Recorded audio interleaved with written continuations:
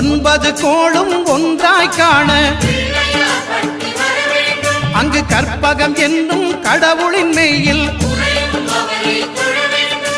சூரியன் முதலாய் 9 கிரகமும் பலவித குணங்களை கொண்டிருக்கும் எங்கள் கற்பக தருவில் அவை வரும்போது ஒன்றாய் சேர்ந்து பலனளிக்கும்.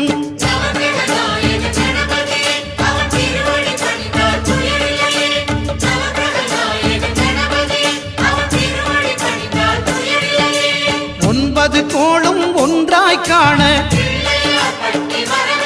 அங்கு கற்பகம் என்னும் கடவுளின் மெய்யில்